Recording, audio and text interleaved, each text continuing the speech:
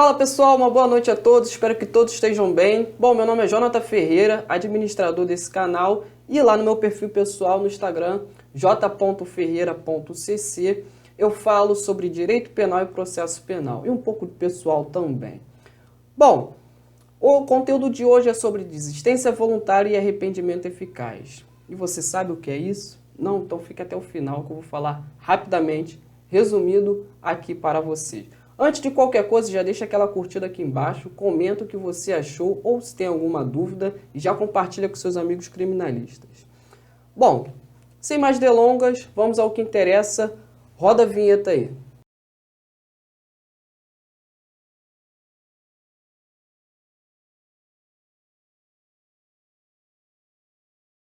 Conforme eu disse, o conteúdo de hoje é sobre desistência voluntária e arrependimento eficaz. E esses dois institutos estão previstos lá no artigo 15 do Código Penal. Lendo a letra da lei, é o agente que voluntariamente desiste de prosseguir na execução ou impede que o resultado se produza. Só responde pelos atos já praticados. Ok. Já podemos perceber aqui que o artigo 15 já nos traz o conceito de desistência voluntária. O agente que voluntariamente desiste de prosseguir na execução. É importante ressaltar aqui também que estamos falando um pouco do intercrimes. E falando rapidamente do intercrimes, o conceito de intercrimes é o caminho do crime, ou seja, há 4 etapas no intercrimes. A cogitação é quando o agente cogita, ele pensa em cometer um crime. Os atos preparatórios, ele se prepara para cometer aquele crime. A execução, ele executa aquele crime. E a consumação, ele consegue consumar aquele crime, ele consegue ter o resultado daquele crime. Há doutrinadores, a doutrina fala que pode existir uma quinta etapa, o exaurimento. Mas a doutrina majoritária fala sobre essas quatro etapas, beleza? Então, o conceito de desistência voluntária é o agente interrompe o processo de execução voluntariamente, ou seja, ele está aqui na terceira etapa, na execução. Porém, ele não termina a execução. Na desistência voluntária, ele não termina a execução. Ele interrompe voluntariamente o processo de execução. Voluntariamente, não por circunstâncias alheias à sua vontade. Ou seja, diferente da tentativa, a tentativa é quando alguém interrompe, por circunstâncias alheias à sua vontade, os atos de execução. Esse não, a desistência voluntária não. O próprio agente voluntariamente interrompe o processo de execução. Ok? Por vias de regra, é um não fazer do agente. Ou seja, é um dado negativo. É um não fazer do agente. Mas há uma exceção, como sempre no direito há exceção. Nos crimes omissivos impróprios. Ou seja, nos crimes omissivos impróprios, há esta exceção. E os crimes omissivos impróprios é simplesmente aquele crime que se perfaz pela simples abstenção do agente, independente de um resultado posterior.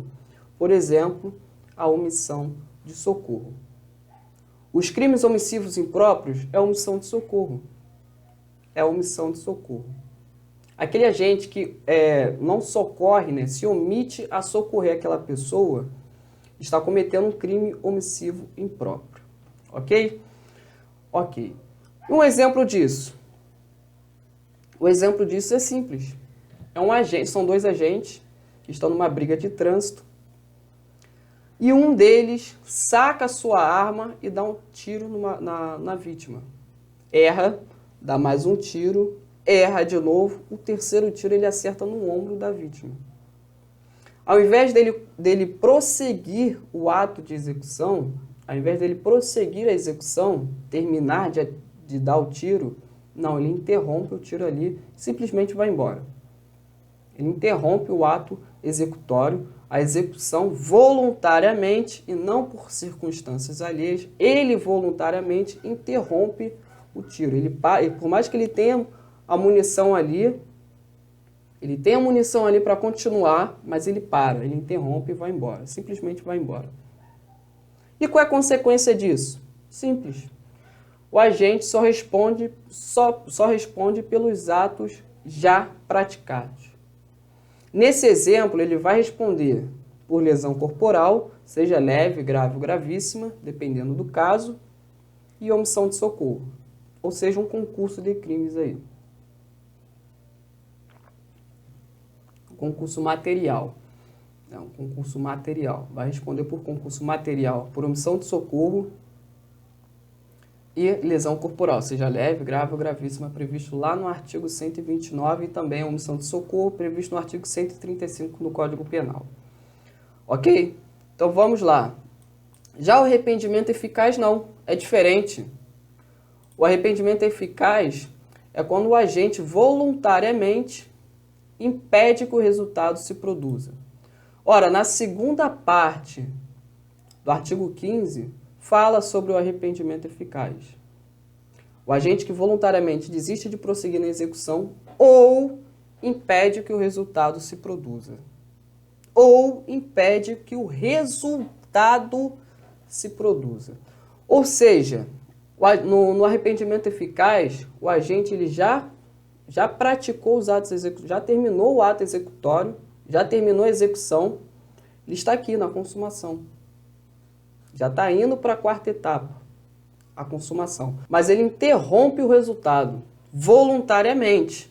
Claro, voluntariamente, não por circunstâncias alheias à sua vontade. Não, é voluntariamente. O agente interrompe voluntariamente a consumação do crime. O resultado, ele impede que o resultado se produza. O exemplo, mesmo exemplo da briga de trânsito. O agente acertou o tiro no ombro da vítima, e a vítima está sangrando, ele vai lá e socorre a vítima, leva ela para o hospital. Ele pega a vítima, põe em seu carro e leva ao hospital. Ele interrompe a consumação, o resultado, ele impede que a pessoa morra ali. Um outro exemplo também é se a pessoa dá um veneno, aquele seu desafeto, bota um veneno num café, por exemplo, leva o seu desafeto bebe, e depois vê que se arrepende ali e dá o antídoto. Ele simplesmente dá o antídoto e a pessoa recupera a sua saúde.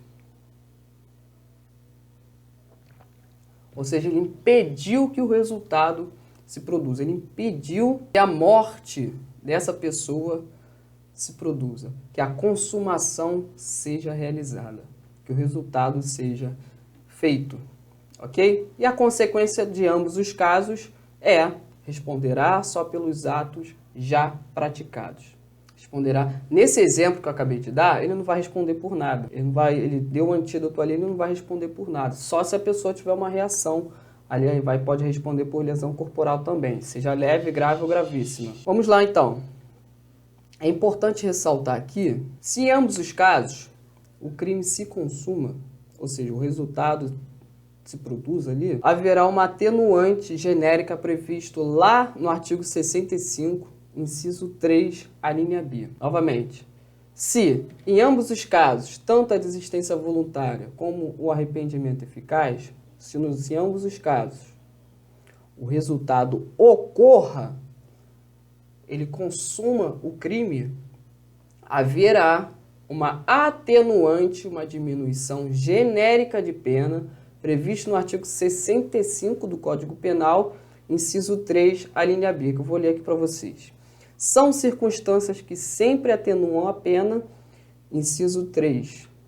Ter o agente, a linha B, procurado por sua espontânea vontade e com eficiência, logo após o crime, evitar-lhe ou minorar-lhe as consequências, ou ter, antes do julgamento, reparado o dano. Ou seja, o que essa atenuante quer nos dizer? Se o resultado ocorrer, se a consumação do crime ocorrer,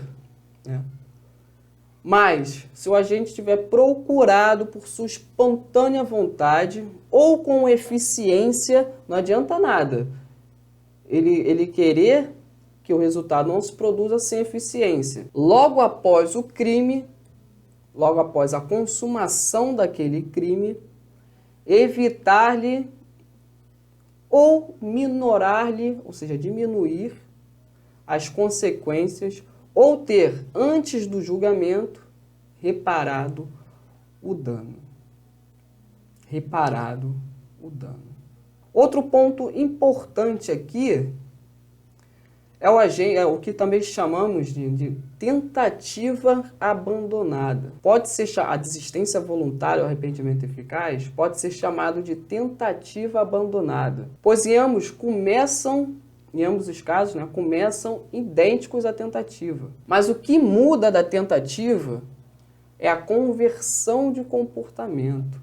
Ou seja, aquilo que eu já falei, a espontaneidade, e não por circunstâncias alheias à sua vontade.